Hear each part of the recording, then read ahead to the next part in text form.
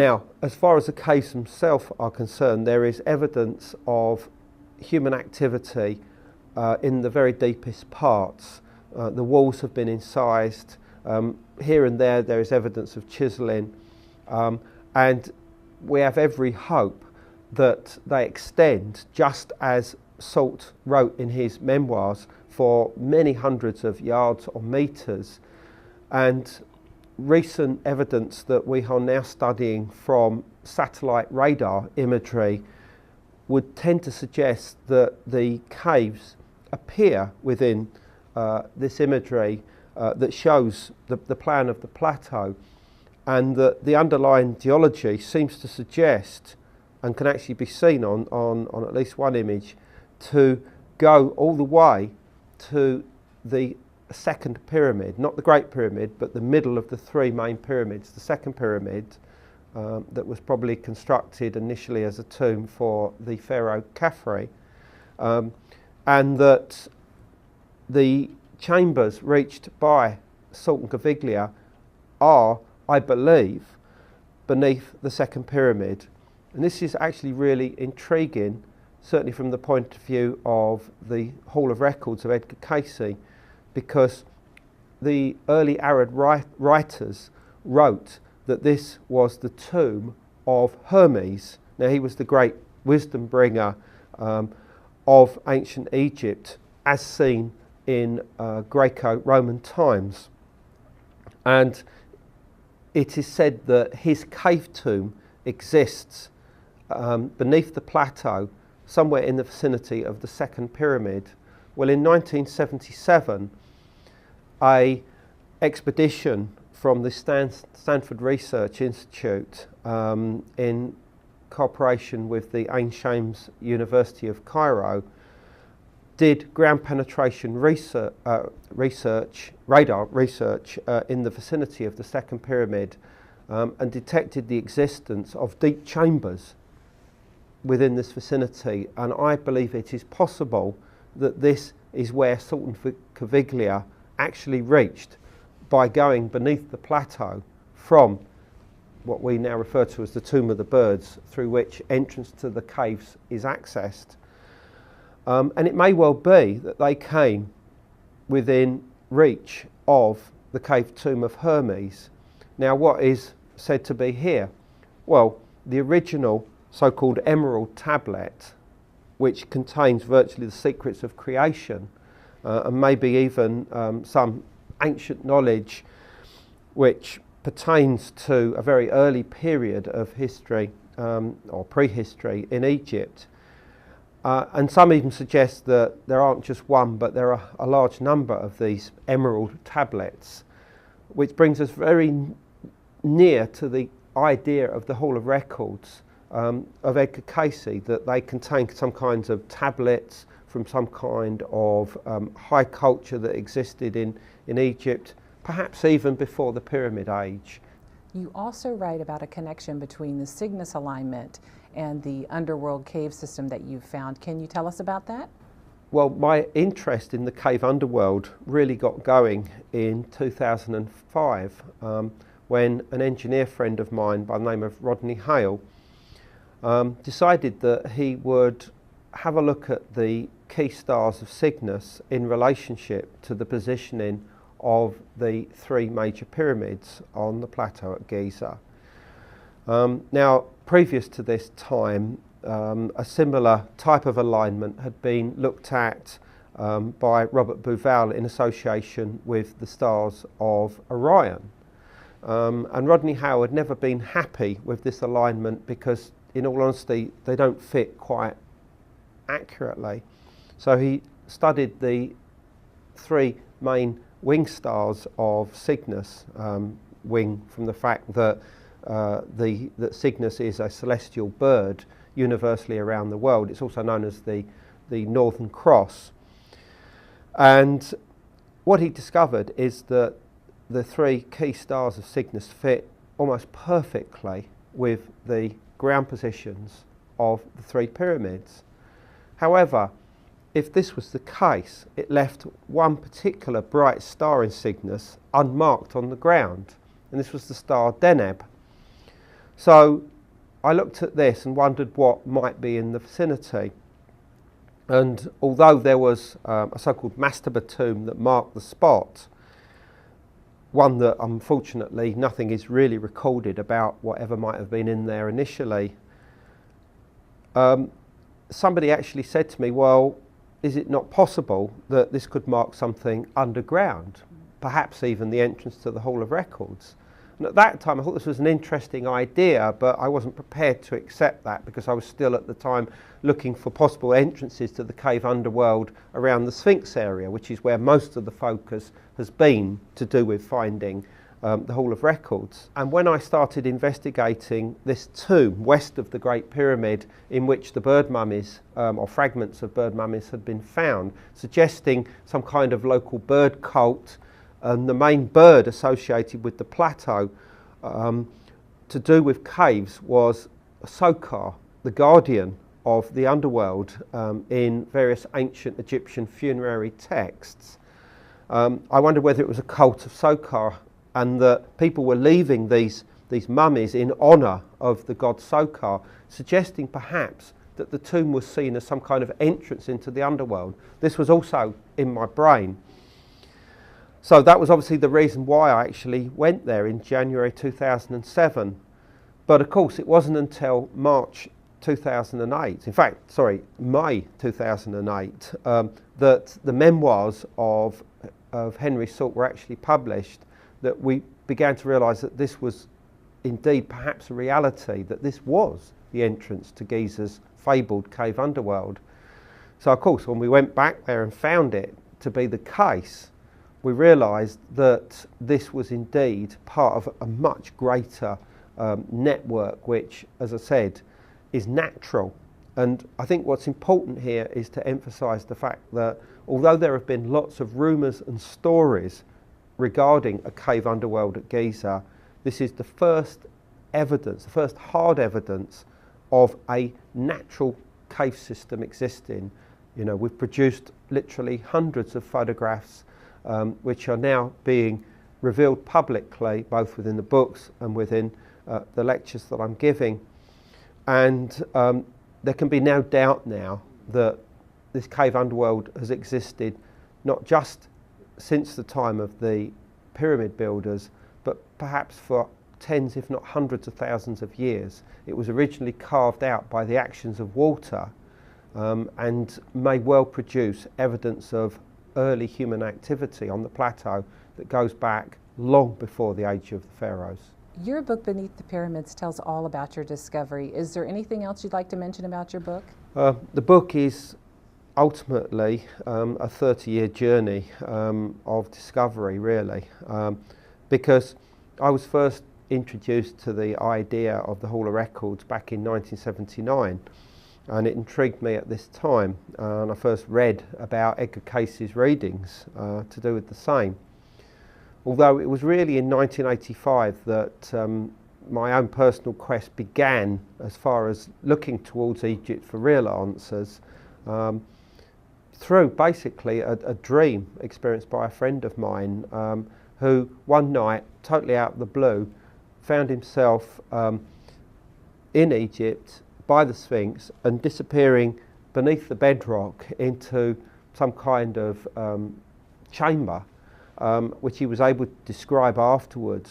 You know, my background is as a journalist and writer, but once I get a bee in my bonnet, as we say, you know, I follow it through until the end, and this is exactly what we have done to achieve what we have got today, and that is the rediscovery of Giza's cave underworld, and I'm very happy with the results. Andrew, it has been such a pleasure to talk to you about your discovery. Thank you for being here with us today. Thank you very much. Beneath the Pyramids is published by Fourth Dimension Press, an imprint of ARE Press, and available at arecatalog.com.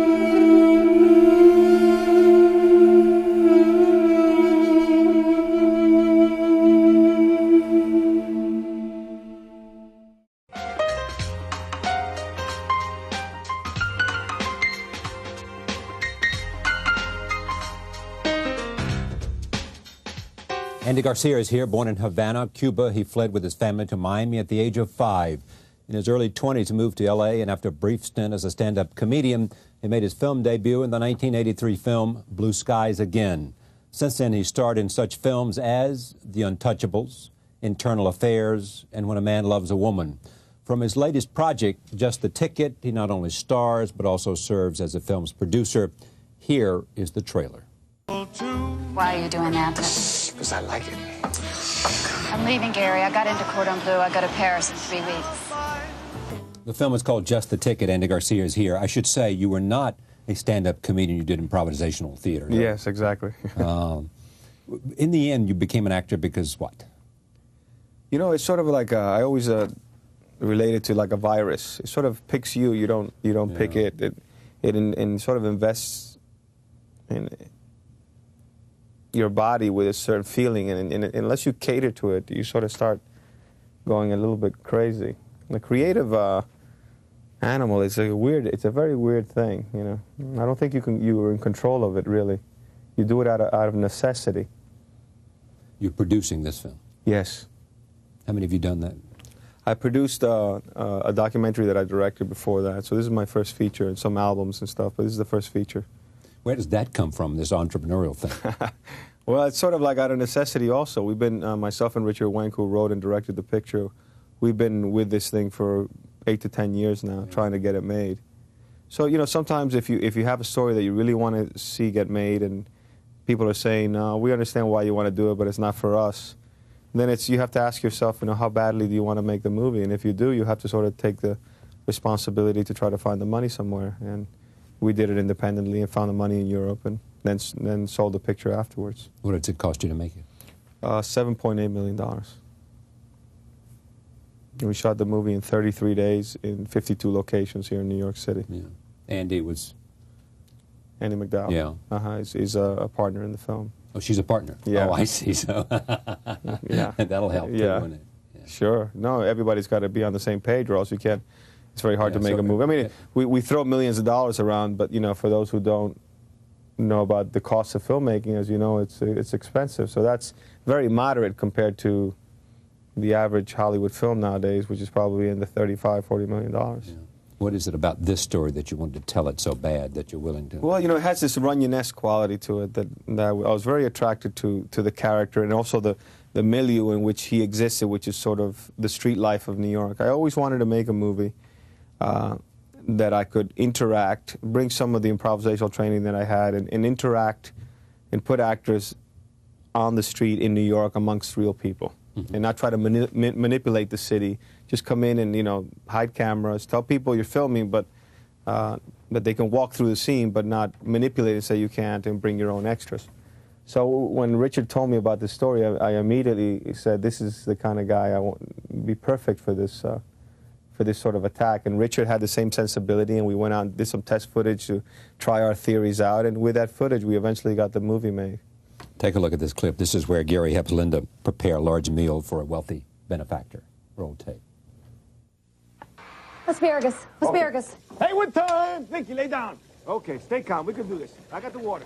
Here we go. You and me, This baby. is such a big break for me, Gary. A big break. Ooh, I see that. When you take this project on, you know, you're producing the thing, you're raising the money, and you're acting in it. Is that a double the burden for you?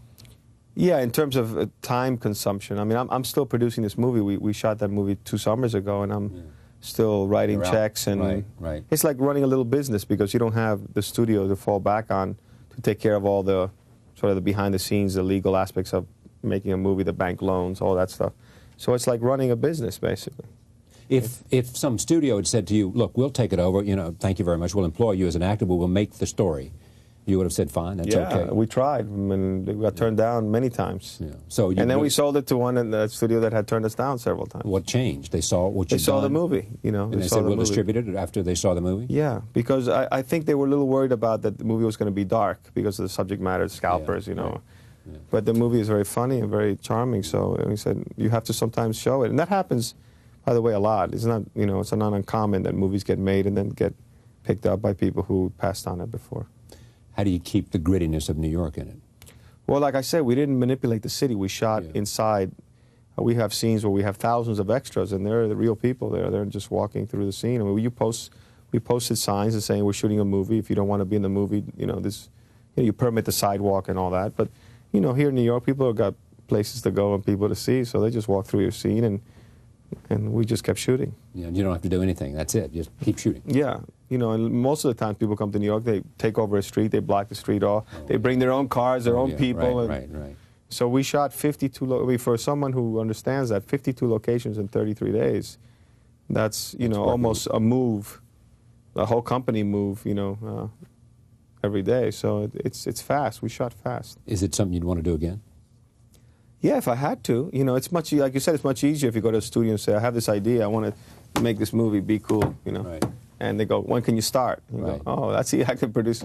All you have to worry about is making this creatively. Now who's getting paid what, or what the contract says for the guy who you're renting the catering truck from, and the insurance on that truck. You just have to worry about making the best film possible. When you do it independently, you have to worry about all that fringe thing that takes a lot of energy. So I would do it if it's something and in fact, I'm prepared to do it with the things that I care about.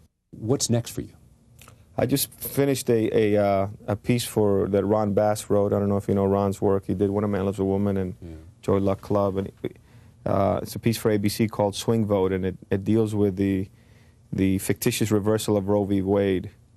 And there's a young woman who's played by Lisa Gay Hamilton, who contests her rights of choice all the way up to the Supreme Court because she's charged with murder. It leads to a reversal of Roe v. Wade by the Supreme Court? Roe v. Wade has been reversed. Right. It's in the future. Oh, I see. So she has an abortion and she's charged with murder, and she contests her rights all the way up to the Supreme Court, her right of choice. Right.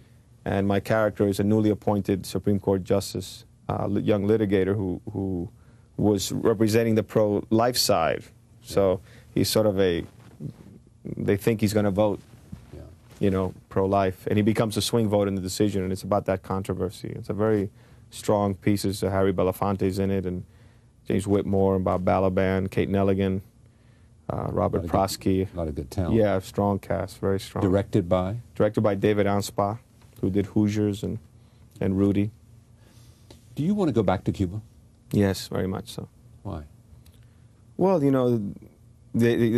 say the tragedy of exile is exile, and as an exile, you always think about where you came from, and I think about basically, what's happening down there, and the real need for freedom and democracy in Cuba, and I just long for it. That's part of who I am. But there's this argument made many times, is that the younger generation, and sure you're sort of halfway in between there, have never known Cuba, and therefore don't feel the same passion.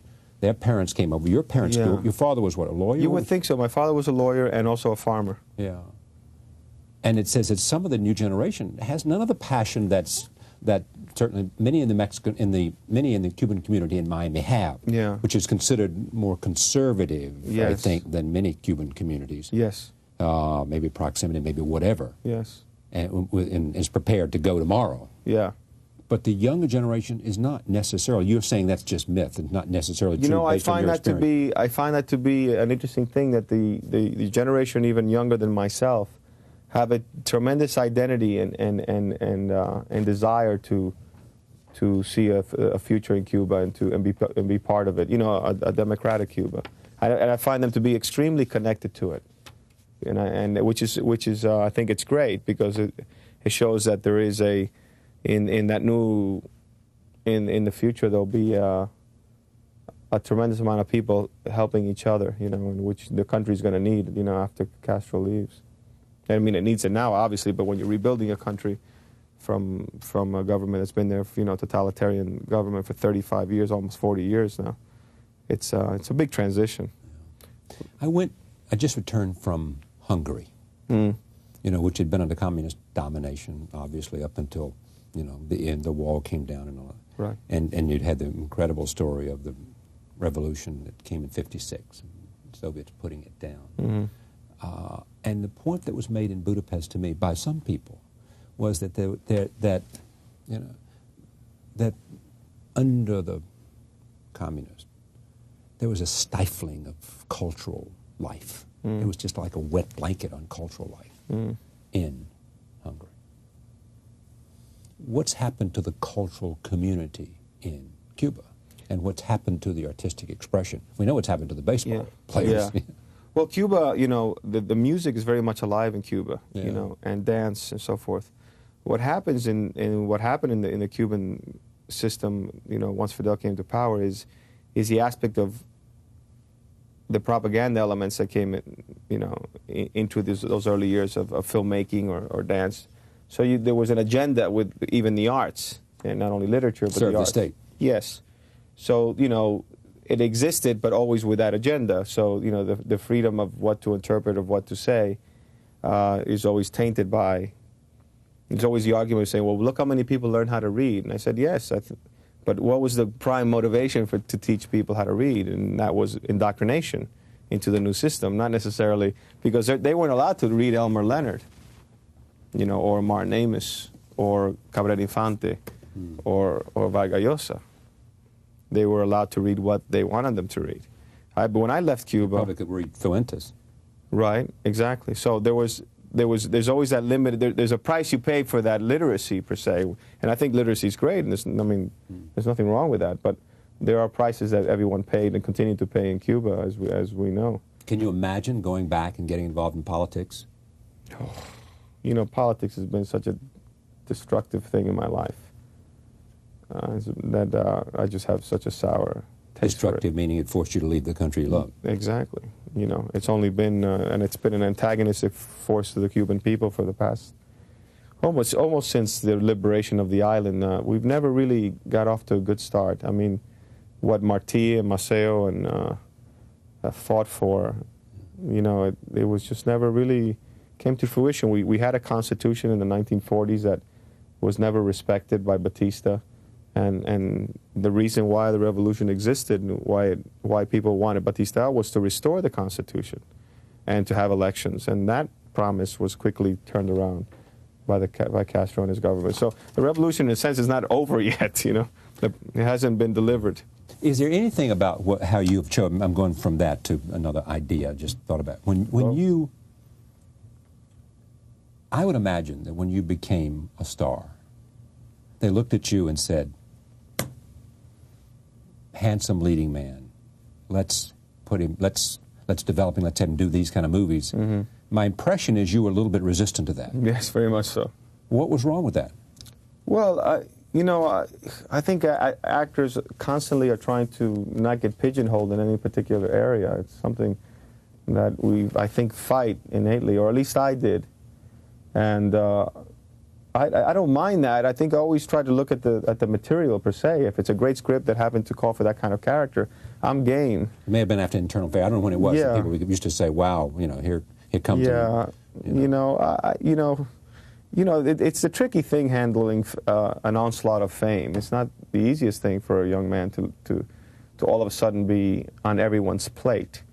My ambitions always was to be a character actor and to make a living as an actor. So when that sort of initial wave of attention comes to, you can either go with it, you know, and like a junkie searching for the ultimate fix, sure, or you sort of step away from it and take very careful steps. And I chose the latter. I chose to just to say, you know, I appreciate, but you know, I'm trying to do the kind of work, hold on to my ideologies of why I came into this.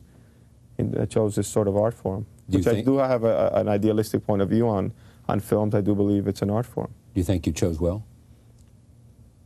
Well, I chose true, and that's all that I care about.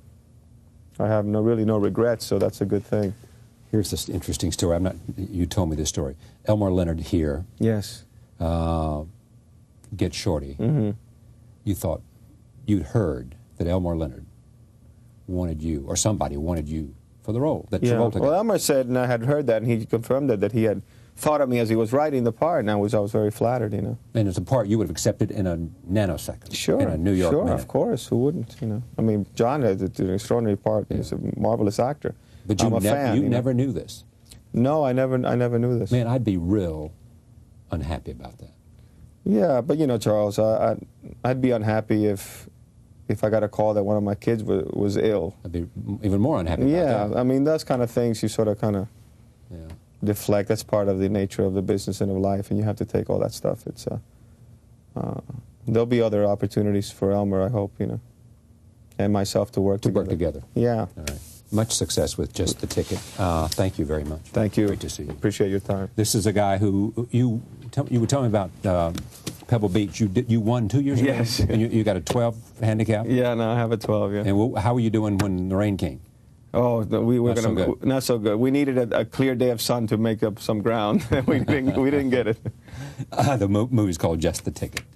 Thank you for joining us. See you next time.